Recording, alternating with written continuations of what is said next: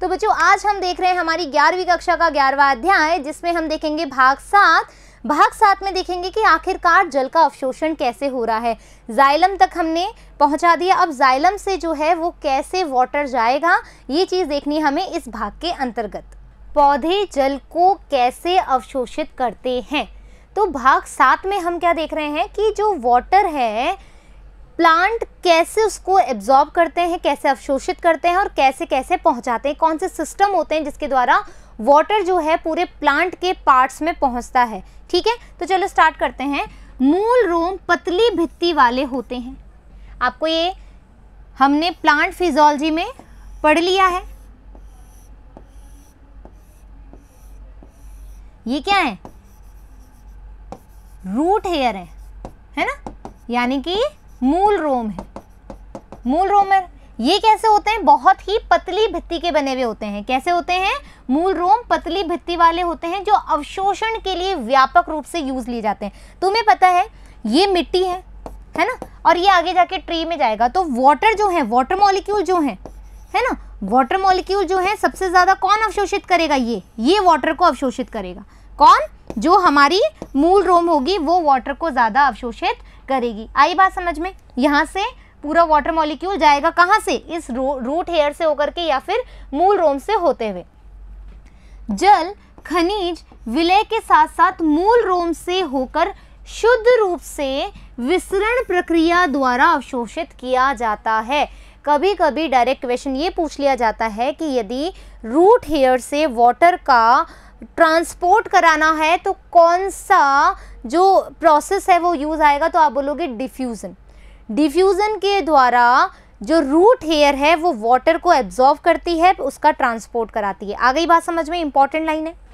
एक बार जब मूल रोम द्वारा जल अवशोषित कर लिया जाता है, जैसे ही रूट के द्वारा वाटर को एब्जॉर्ब कर लिया जाएगा तो वह जड़ों की गहरी परतों से होकर दो भिन्न अलग अलग जो पथ हैं, यानी कि जो पाथवेज हैं वो डिफरेंट है। एक होता है एपोप्लास्ट, एक होता है सिम्प्लास्ट। आ जाओ बात करते हैं। एक होता है एपोप्लास्ट, एक होता है सिम्प्लास्ट। अब ये एपोप्लास्ट और सिम्प्लास्ट है क्या? बहुत इंपॉर्टेंट टॉपिक है, समझने वाला है, एक बार में ही समझ में आ जाएगा या ढंग से पढ़ोगे तो।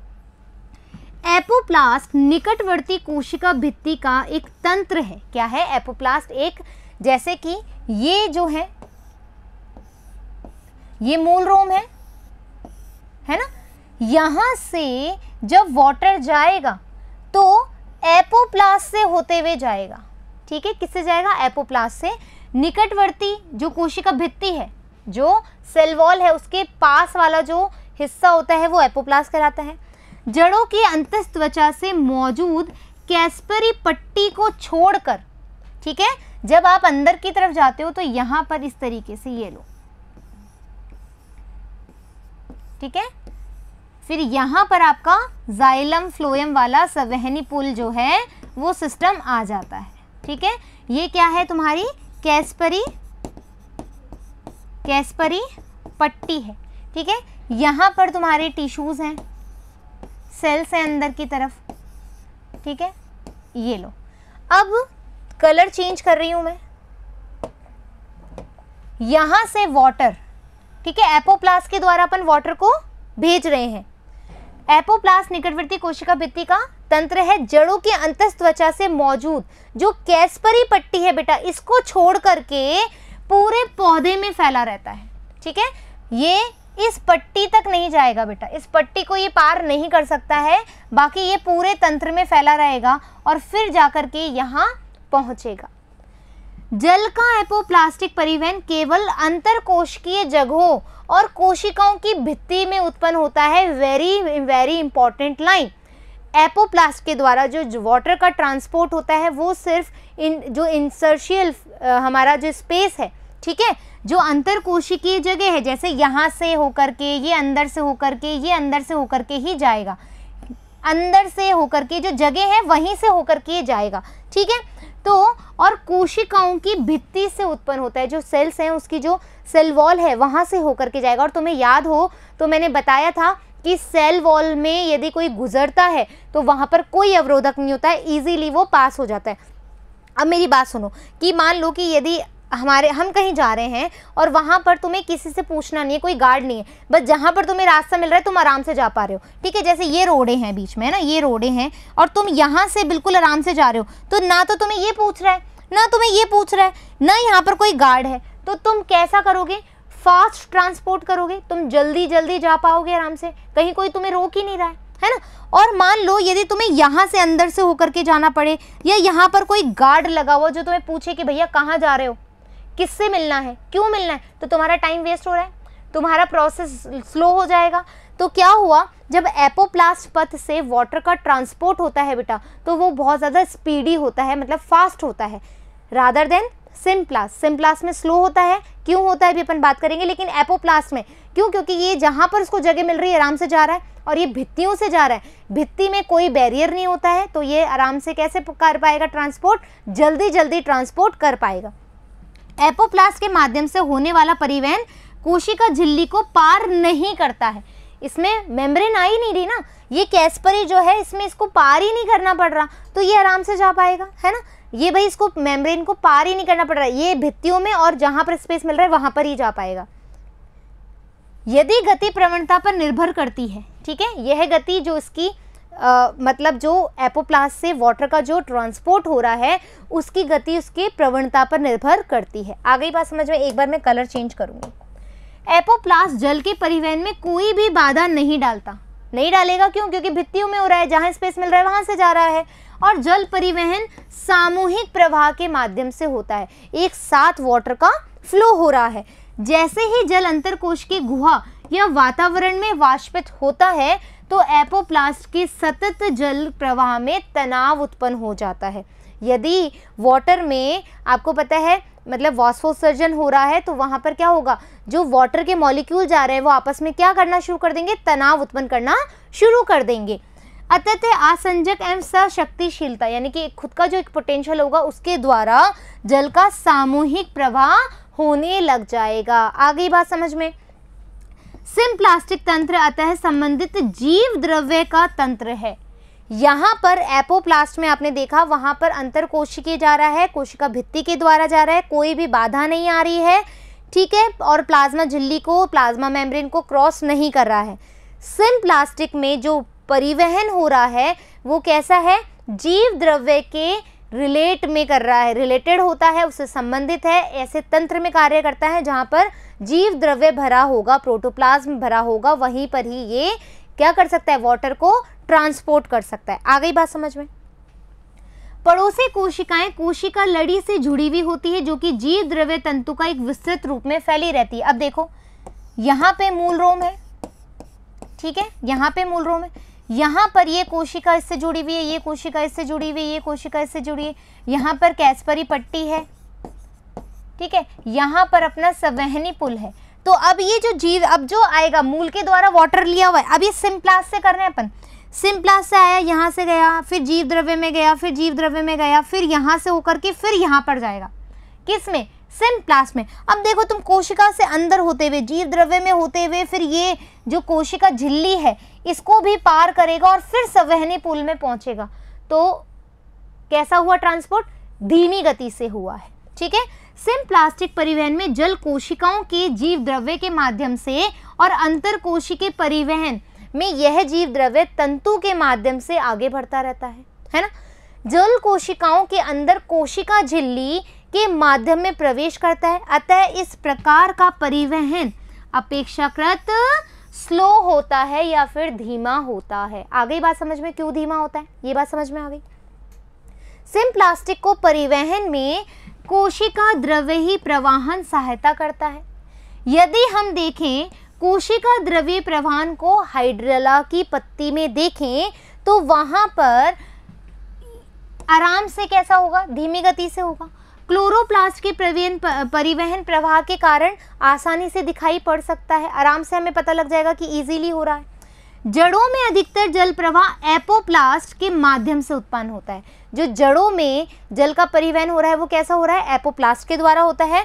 चूंकि वल्कुट कोशिका ढीली घटित होती हैं, वल्कुट में जा रहा है, कॉर्टेक्स में जा रहा है, अतः जल कि गति में किसी भी प्रकार का प्रतिरोध उत्पन्न नहीं करता है। आ गई बात समझ में? इसलिए जो एपोप्लास्ट वाला जो है वो बहुत ज़्यादा फास्ट होगा और जो सिम्प्लास्टिक होगा वो थोड़ा स्लो होगा।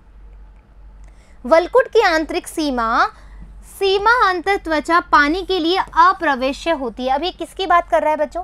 ये कर रहा है इस कैस्परी की बात में।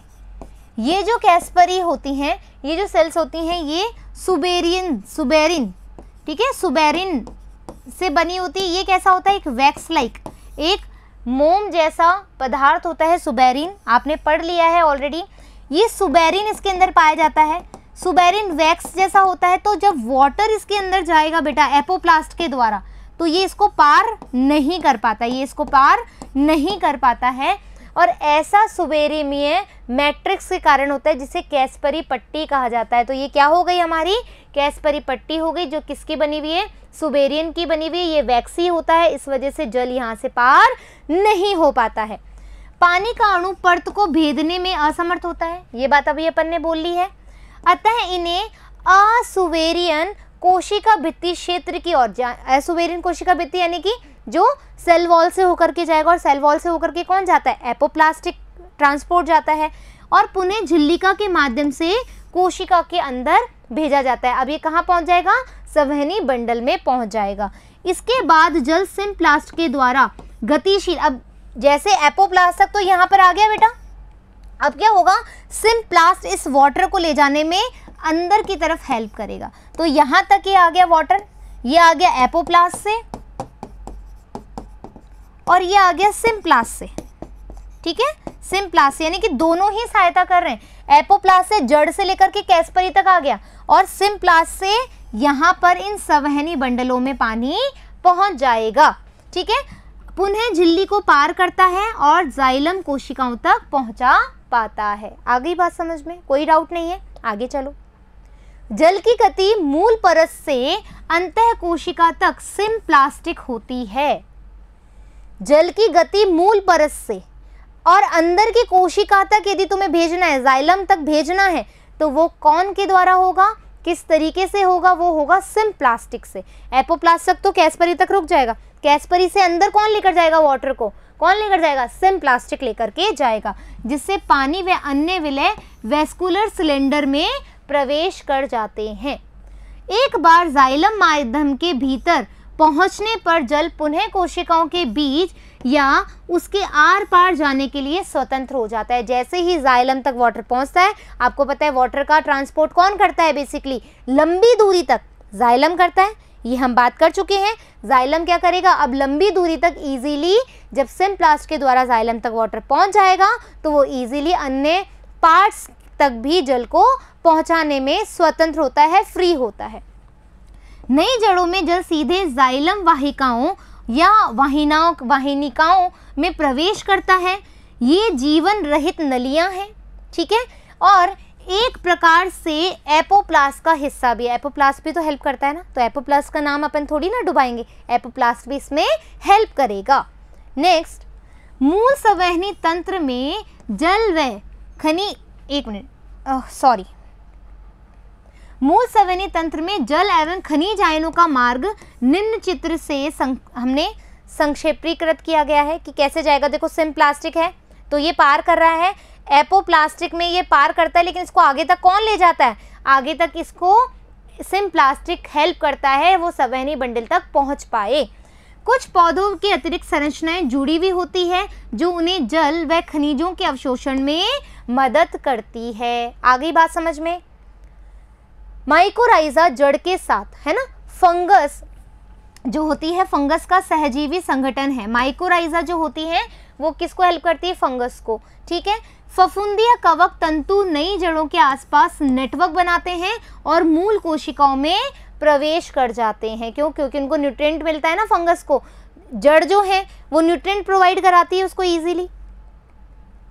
कवक तंतु का एक बड़ा व्यापक तल क्षेत्र होता है जो भूमि से खनिज आयन व जल को मूल से अधिक मात्रा में अवशोषित कर लेता है। अब देखो, मान लो कि ये जो है ये जड़ है, यहाँ पर माइकोराइजा है और यहीं पर ही फंगस है, ठीक है। यहाँ पर अब ये जो फंगस है बेटा, ठीक है। जो कवक है ये क्या करेगा, यहाँ से खूब मात्रा में वाटर और खनिज लवणों का अवशोषण कर लेगा, ठीक है, और जल मूल से अधिक मात्रा में अवशोषित कर लेगा। ये कवक जड़ को जल व खनिज उपलब्ध कराएगा। ये जो कवक है ये क्या करेगा, जड़ को खनिज लवण, क्यों, क्योंकि इसने अवशोषित कर लिया है, तो ये आराम से इसको उपलब्ध करा देगा, ठीक है। और बदले में ये जो जड़ें हैं, जो माइकोराइजा है, ये क्या कराएगी, शर्करा तथा नाइट्रोजन समाहित यौगिक देगी। ये इसको शर्करा देगी और नाइट्रोजन देगी, जो कि फंगस की ग्रोथ के लिए बहुत ज़्यादा महत्वपूर्ण होती है। तो दोनों ने, एक हाथ से तू ले, दूसरे हाथ से मुझे दे, यानी उसने जड़ को क्या दिया, कवक ने जड़ को क्या दिया, जल दिया, खनिज लवण दिया। जड़ ने कवक को क्या दिया, नाइट्रोजनी पदार्थ दिए और शर्करा दी, जो उसको ग्रोथ करने के लिए चाहिए। तो कुछ पौधों का माइकोराइजा के साथ अविकल्पी संबंध भी होता है। उदाहरण के लिए माइकोराइजा की उपस्थिति के बिना चीड़ का बीज न तो अंकुरित हो सकता है और ना ही स्थापित हो सकता है। इस तरीके से आज हमने 11वीं कक्षा के 11वें अध्याय के 7वें भाग को भी परिपूर्ण कर लिया है। आशा करती हूँ कि आपको ये पार्ट भी बहुत अच्छे से समझ में आएगा। फिर मिलेंगे हम नेक्स्ट पार्ट के साथ जल्द ही। जब तक धन्यवाद।